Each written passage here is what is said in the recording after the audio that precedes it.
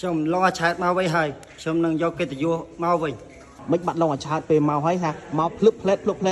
ខណៈបានប្រមាណប្រកួតទៅវិញឬមួយក៏មិនយ៉ាងម៉េចមានអីចាប់ប្រាប់បងប្អូនដើម្បីឲ្យបងប្អូនគាត់កក់ក្ដៅក្នុងចិត្ត ទៅមកសិននេះគឺអត់ទៅវេបងបាច់អីយើងអត់ដឹងទេបងតែសំខាន់គឺចិត្តបុកនៅដែរបងសួស្ដីឆើតឡងអាឆើត បាទសួស្ដីបង វ៉ាវនេះខ្សែក្រវ៉ាត់3ខ្សែ បាទតាមដឹងក្រៅស្រុក2ហើយនេះខ្សែក្រវ៉ាត់គុណភាពហ្គេងស្បឺតជំរុះច្រើនតែ ខ្សែក្រវ៉ាត់នេះគឺខ្សែក្រវ៉ាត់ដំបងបង បាទកាលនោះខ្សែក្រវ៉ាត់គ្រូគេសុបាយចិត្តណា បាទសុបាយចិត្តបង អូនិយាយទៅឆើតត្រឡប់មកវិញសុបាយចិត្តមែនតើនិយាយសួរនាំពីអាការៈរបួសសិនយ៉ាងម៉េចហើយអាការៈរបួសគិតត្រឹមពេលនេះ អាការៈរបួសគឺអត់បញ្ហាបងយើងហាត់ទៅលែងឈឺលែងអីបងយើងអាចប្រកួតបាន បាទ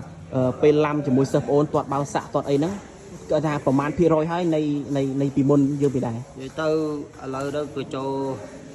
90% ហើយបងយើងអត់បាន 100% តែបាន 90% ហើយបង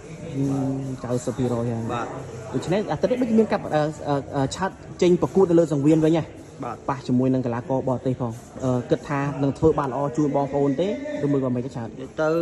ការប្រកួតរបស់ខ្ញុំឆ្នះចាញ់ខ្ញុំអត់ទាន់ដឹងទេបងតែខ្ញុំនឹងខំប្រឹងអស់ពីលទ្ធភាពទី1អត់ឲ្យលោកគ្រូខំម្ដងហើយនឹងពុកម៉ែបងប្អូនខំម្ដងខ្ញុំនឹងខំប្រឹងអស់ពីលទ្ធភាពឆ្នះចាញ់ ចិត្តឆាត់នៅដែរហ៎ចិត្តឆាត់នៅដែរអត់មានថាខ្លាចដៃគួតមានតែញើសថាអីហ៎ អត់មានចថាទី1យើងឡើងប្រយុទ្ធយើងអត់មានត្រូវខ្លាចដៃគូហើយទី2យើងអត់ត្រូវមើលងាយទេបងគេក៏ហាត់យើងក៏ហាត់ដូចគ្នា បាទដោយសារឡងឲ្យឆើតបងប្អូនស្គាល់តាមរយៈការប្រកួតដល់កាចហៅថាចិត្តសឿងហើយវាយផ្លែកាចតាតម្រង់ទាំងអស់ហ្នឹងនឹងអាចផ្គប់ចិត្តបងប្អូននេះព្រោះសារបាត់ឲ្យឆើតយូរបងប្អូនក៏សួរថាមិនបាត់ឡងឲ្យឆើតពេលមកហើយថាមកភ្លឹបផ្លែតគណៈបានប្រមាណប្រកួតទៅវិញឬមួយក៏មិនយ៉ាងម៉េចមានអីចាប់ប្រាប់បងប្អូនដើម្បីឲ្យបងប្អូនគាត់កក់ក្ដៅក្នុងចិត្ត ទៅមកសិននេះគឺអត់ទៅវេបងហើយនិយាយទៅបើចិត្តនៅដែរបងតែសំខាន់យើងឡាយរីអីយើងបាច់អីយើងអត់ដឹងទេបងតែសំខាន់គឺចិត្តបុកនៅដែរបង នៅឲ្យឆើតស៊ីនដដែលបងប្អូនណាអញ្ចឹងអត់មានថាភ័យថាឡើងមកខ្លាចតែយកតែបថោអត់ទេឆើតគឺនៅតែឆើត និយាយទៅគឺការប្រកួតនេះខ្ញុំនឹងខំប្រឹងអស់ពីលទ្ធភាពបើចិត្តអស់ដំណើរទៅដំណើរបងនិយាយទៅស៊ូបាទ បាទហើយមួយទៀតដោយសារតែឆើតបាត់មុខយូរខាតក៏មិនតិចទេតែពិតខាតឆាត់ខ្លួនឯងណា បាទខាត់ខ្លួនឯង ខ្លួនឯងច្រើនណាតាមដឹងមុនហ្នឹងដូចនិយាយថាមានឈ្មោះទៅអេស្ប៉ាញផងប៉ុន្តែជួបបញ្ហាគ្រោះថ្នាក់ហ្នឹងទៅយើងក៏អត់បានអាក់ខានទៅវិញ